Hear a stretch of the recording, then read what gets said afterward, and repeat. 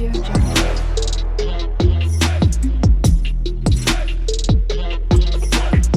Audio Jungle. Hi friends, മാർലോക്സിൻ്റെ പുതിയൊരു വീഡിയോയിലോട്ട് എല്ലാവർക്കും സ്വാഗതം. അപ്പോൾ ഇന്ന് രാവിലെ കുക്കറിനകത്ത് പരിപ്പൊക്കെ ഇട്ട് വേവിക്കുവാണ്. പിന്നെ സാമ്പാറും തട്ട് ദോശയാണ് ഉണ്ടാക്കുന്നത്. അപ്പോൾ ഇത് രാവിലെ ഞങ്ങൾക്ക് കഴിക്കാൻ വേണ്ടി ഉണ്ടാക്കണം അച്ചുകൂട്ടന്. പിന്നെ റൈസ് വേണമെന്ന് പറഞ്ഞായിരുന്നു. അപ്പം ഞാൻ റൈസ് ഇവിടെ റെഡിയാക്കിയിട്ടുണ്ട്. പിന്നെ സാമ്പാറിൻ്റെ പരിപ്പൊക്കെ വെന്തപ്പോൾ അതിലോട്ട് കഷ്ണങ്ങളിട്ട്, ഇതെല്ലാ കഷ്ണമൊന്നുമില്ല കേട്ടോ. പിന്നെ ആവശ്യത്തിനുള്ള വെള്ളവും ഒഴിച്ചു. പിന്നെ അരിഞ്ഞു വെച്ച കഷ്ണങ്ങളും കൂടി ഇട്ടായിരുന്നു. ഒരു വിസിലടുപ്പിക്കുന്നുണ്ട്.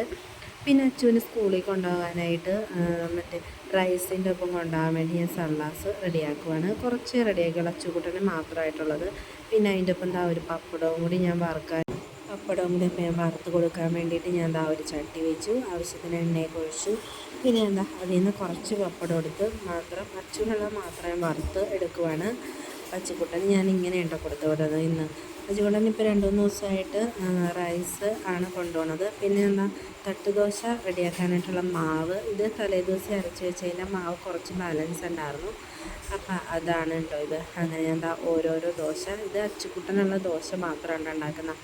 പിന്നെ അച്ചുക്കുട്ടനെ സ്കൂളിൽ വിട്ട് കഴിഞ്ഞിട്ടേ ഉള്ളൂ ഞങ്ങൾക്കുള്ള ദോശ ഞാൻ ഉണ്ടാക്കുന്നുണ്ട്. അങ്ങനെ അച്ചുക്കുട്ടനെ കഴിക്കാനുള്ള ദോശ ഞാൻ ഓരോന്നായിട്ട് ഉണ്ടാക്കുവാണ്. പിന്നെ അതിൻ്റെ ഒപ്പം തന്നെ ഞാൻ ഒരു മുളകും കൂടി ഉണ്ടാക്കുന്നുണ്ട്. ഇതിനകത്ത് ഒരു സവാളയുടെ പകുതിയും പിന്നെ ആവശ്യത്തിന് അതിലോട്ട് വേണ്ട ഉപ്പും മുളക് പൊടിയും കൂടി എടുത്ത് നല്ലതുപോലെ കൈ കൊണ്ട് ഞാൻ തിരുമ്മി വെച്ചേക്കുവാണ് കേട്ടോ. എന്നിട്ട് അതിലോട്ട് പച്ച വെളിച്ചെണ്ണ ജസ്റ്റ് ഒന്ന് ചൂടാക്കിയിട്ട് അതിലോട്ട് ഒഴിച്ചു കൊടുക്കുവാണ്. നല്ലൊരു പ്രത്യേക ടേസ്റ്റാണ് കേട്ടോ ഇങ്ങനത്തെ ഒരു മുളക് ചമ്മന്തിക്ക്.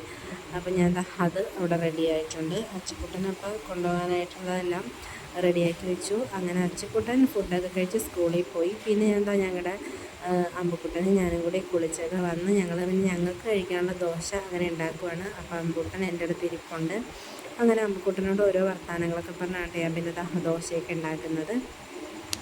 അങ്ങനെ ഓരോരോ ദോശയായിട്ട് ഉണ്ടാക്കിക്കൊണ്ടിരിക്കുവാണ്.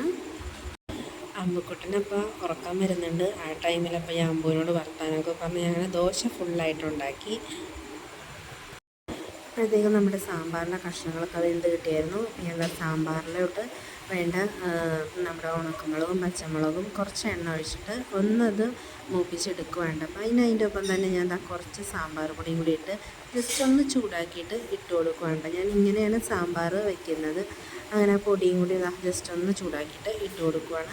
അങ്ങനെ നമ്മുടെ സാമ്പാർ ദോശയും ഒക്കെ ഇവിടെ റെഡി ആയിട്ടുണ്ട് കേട്ടോ. അച്ചിക്കുട്ടനപ്പോൾ സാമ്പാർ വേണ്ട മുളക് മതി എന്ന് പറഞ്ഞാൽ ഞാൻ പിന്നെ അച്ചിക്കുട്ടൻ പോണതിന് മുമ്പ് സാമ്പാർ റെഡിയാക്കിയില്ല. അപ്പോൾ ഞങ്ങൾ ഇനി എല്ലാവരും ഫുഡ് കഴിക്കട്ടെ. വീഡിയോസ് ഇഷ്ടപ്പെട്ട ലൈക്ക് ആൻഡ് സപ്പോർട്ട് ചെയ്യാൻ മറന്നു പോകല്ലേ.